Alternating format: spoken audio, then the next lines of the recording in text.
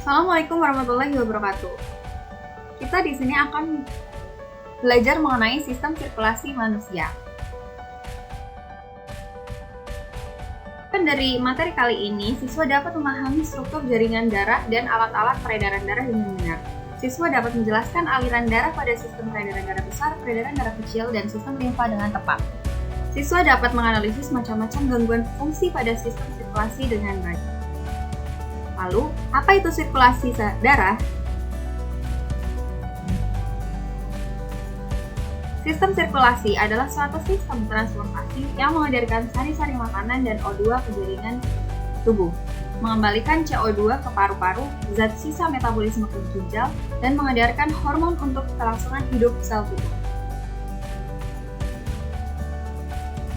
Alat peredaran darahnya yaitu ada pembuluh darah, jantung, arteri, dan vena.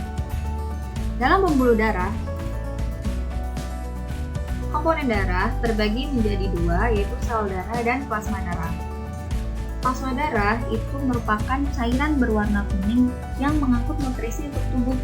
Plasma darah tersusun atas air 92%, protein, glukosa, imunoglobin, dan elektrolit. Dan padatannya yaitu berupa sel-sel darah, di mana sel darah tersebut terbagi menjadi tiga, ada eritrosit, leukosit, dan trombosit.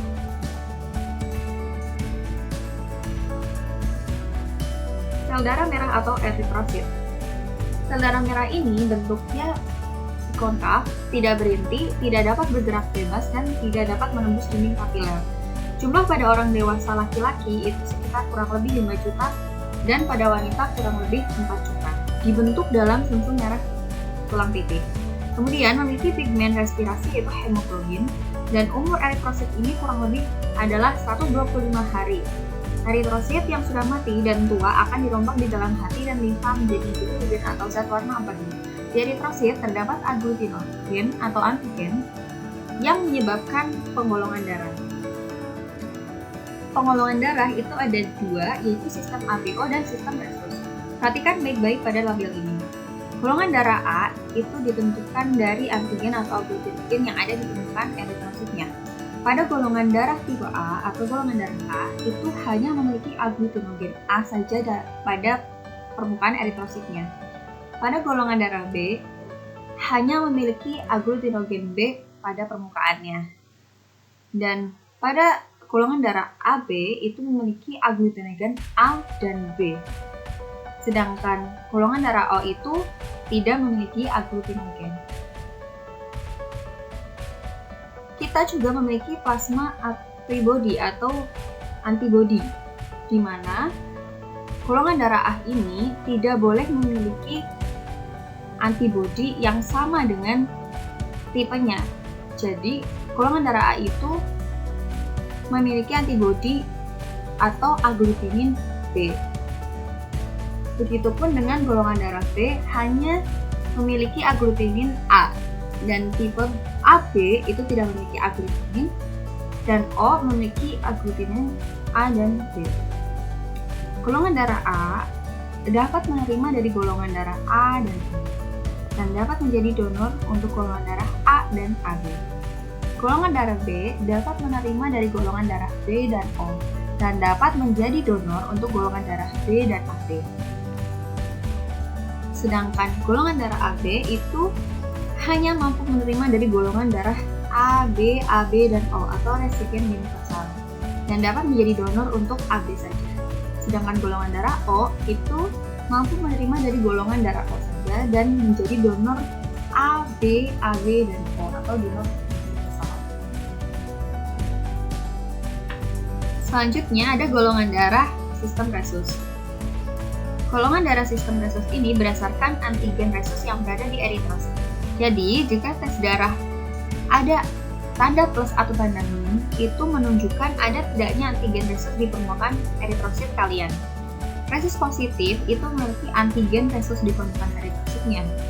Resus negatif tidak memiliki antigen resus di permukaan eritrositnya. Ada perbedaan golongan darah pada sistem resus ini. Jika seseorang ibu bergolongan darah resus negatif mengandung bayi resus positif akan menyebabkan erythroblastosis fetalis pada anak kedua dan seterusnya. Biasanya, anak yang akan dikandung akan mengalami pembekakan hati dan limfa dan akan menyebabkan kematian pada janin si ibu. Yang kedua, sel darah putih atau leukosit. Bentuknya itu bervariasi, memiliki inti dan dapat bergerak bebas secara ameboid serta dapat menembus dinding kapiler yang disebut diapedesis. Jumlahnya itu sekitar 6.000 sampai 9.000, bila kurang dari 6.000 disebut leukopenia. Bila jumlahnya lebih dari 9.000 disebut leukositosis. Dan leukosit ini berperan penting dalam sistem kekebalan tubuh, di mana leukosit ini terbagi menjadi dua, granulosit dan agranulosit atau tanpa granula. Granulosit ini ada 3 jenis, yaitu ada basofil, eosinofil, dan neutrofil. Dan agranulosit itu ada 2, monosit dan limfosit. Kemudian keping darah atau trombosit. Trombosit ini memiliki sel yang tidak berhenti, mudah pecah dan tidak berwarna, bentuknya tidak teratur. Jumlahnya itu antara 200.000 sampai 300.000, dibentuk dalam megakaryosit sumsum merah tulang dan berperan penting dalam proses pembukaan darah. Pembukaan darah ini memiliki tahap seperti trombosit yang pecah, kemudian mengeluarkan enzim trombokinase, di mana trombokinase itu terdapat antihemofilia. Kemudian menghasilkan protombin, dan protombin ini mengeluarkan vitamin K dan Ca+ atau ion kalsium menjadi trombin. Kemudian mengubah fibrinogen menjadi fibrin. Pembekuan darah atau hemostasis adalah serangkaian proses untuk mencegah tubuh kita kehilangan banyak darah saat pembuluh darah kita terluka. Proses tersebut melibatkan banyak komponen, di mana salah satu komponen utamanya adalah trombosit atau keping darah, serta komponen-komponen lain yang akhirnya dihasilkan benang-benang fibrin untuk menutup luka. Proses ini dimulai dengan menempelnya trombosit pada permukaan darah yang kasar dan pecah, kemudian mengeluarkan suatu enzim namanya adalah trombokinase. Enzim trombokinase nantinya akan mengubah protrombin menjadi trombin.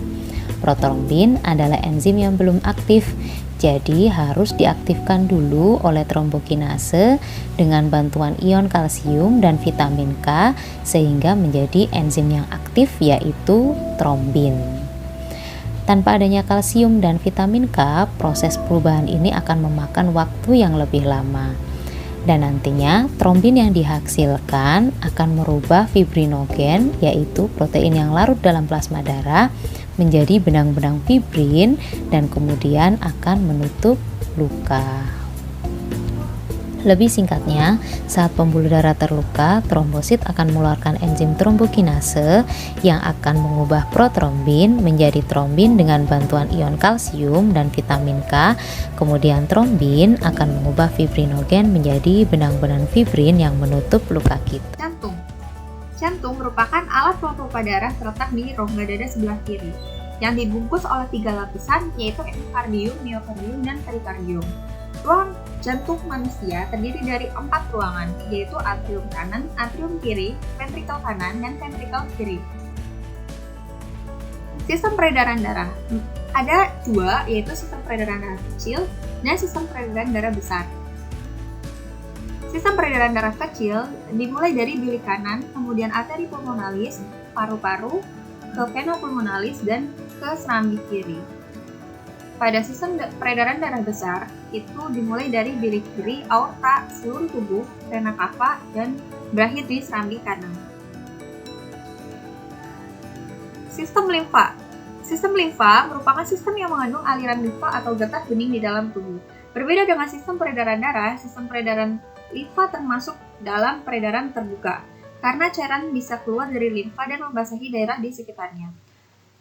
Fungsi sistem limfa ini sendiri yaitu mengembalikan kelebihan cairan, mengangkut lemak berupa emulsi dari usus ke sistem peredaran darah, mengangkut limfosit dari kelenjar limfa ke sirkulasi darah, menyaring dan menghancurkan mikroorganisasi dan penghasil antibodi.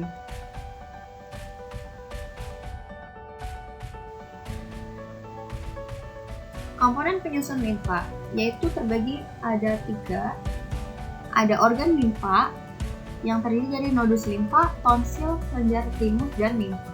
Kemudian ada pembuluh limfa dengan ciri berupa vena kecil berring tipis transparan terbuka di ujung-ujungnya dan memiliki kapiler limfa. Cairan limfa adalah cairan yang ada di jaringan yang mampu diserap ke dalam kapiler. Siklus aliran limfa itu dari cairan dari jaringan, kemudian menuju kapiler limfa, kemudian ke saluran penampung, kemudian dilanjutkan ke pembuluh limfa yang lebih besar dan membentuk tembus atau batang saluran atau limfa utama. Gangguan penyakit pada sistem. Gangguan pada jantung. Yang pertama ada angina, di mana gangguan yang terjadi adalah akibat kurangnya pasokan darah atau pemasukan oksigen ke otot jantung sehingga menyebabkan dada terasa nyeri. Yang kedua ada aritma, yaitu gangguan yang terjadi di mana kondisi irama pada jantung itu tidak teratur, biasanya lebih cepat atau bisa lebih lambat. Kemudian ada kardiomyopati atau gangguan yang terjadi akibat adanya kelainan pada otot jantung baik secara struktur DNA dan fungsi sehingga otot jantung itu melemah. Ada penyakit jantung koroner di mana yang sering terjadi disebabkan adanya plak pada arteri koroner sehingga darah yang mengandung oksigen tidak sampai ke otot. Kemudian penyakit pada darah. Ada anemia, yaitu kurangnya hemoglobin dalam darah, leukemia atau kanker darah, hemofilia, yaitu kelainan darah di mana darah sulit membusuk. Ada thalassemia, yaitu kelainan yang terjadi pada hemoglobin, sehingga sel darah merah atau eritrosit itu mudah rusak.